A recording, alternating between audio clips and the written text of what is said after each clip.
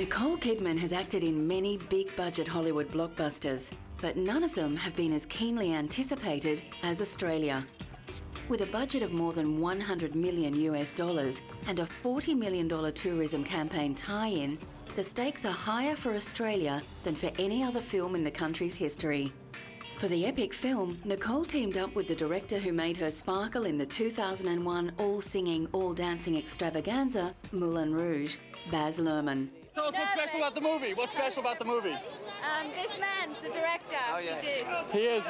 It's beautiful. Beautiful movie? Baz, who also directed the hit films Strictly Ballroom and Romeo and Juliet, lists Nicole as one of his favourite actors to work with. She is just fun to work with, I have to say. I mean, she's crazy, but she's fun. Set in Northern Australia before World War II, Nicole plays an English aristocrat who inherits a huge cattle station. Her co-star in the film is Hugh Jackman. Much like Nicole, Hugh is an actor with roots in Australia who has found huge success in Hollywood, having starred in such films as Swordfish, The Prestige and The Fountain. While his role as Wolverine in the X-Men movies made him a household name. The thrill of having some of Australia's greatest homegrown talent on their doorstep threw Darwin's movie lovers into a frenzy of excitement. Hugh Jackman plays a stockman who falls in love with Nicole's character, Lady Sarah Ashley.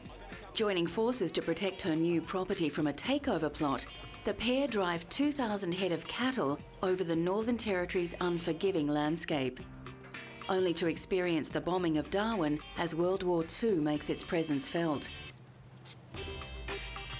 Working in remote locations around Darwin, the crew had to contend with adverse conditions like sweltering heat, dust storms and torrential rain. In an interview just before filming was completed, Nicole admitted she was looking forward to it being over. I'm still in the midst of making a film in Australia, so by the time, on the 21st of December is when I have my last day of filming, and I can't wait.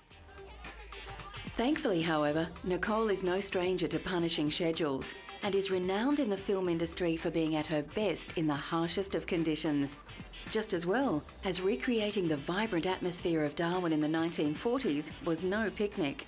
What's interesting about the Northern Territory of the 1930s was that it was a little bit of Asia, a little bit of the Wild West, a little bit of Africa, all mixed in a sort of natural, creating a natural and very unique environment. It was truly, truly unique and truly exotic. And I've been seeing some rushes back, actually. We shot the ball in Sydney and Boney. And I mean, the one comment you have is, you go, oh my God, if Darwin was like that in 1930, where was I? On location in Darwin, Nicole found that the Australian people still treat her as one of their own, despite her superstar status.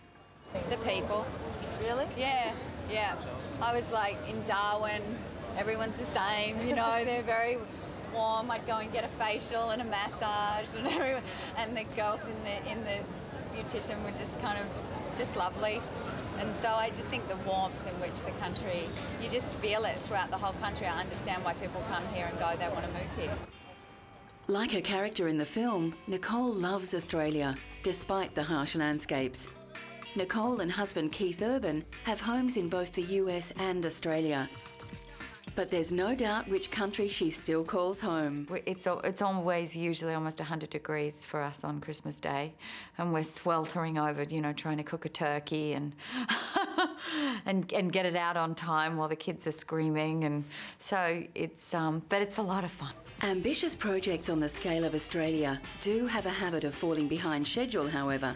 There were plenty of reports that Baz Luhrmann was feeling the pressure to get his epic film finished in time for its late 2008 release due to the massive technical demands of the production.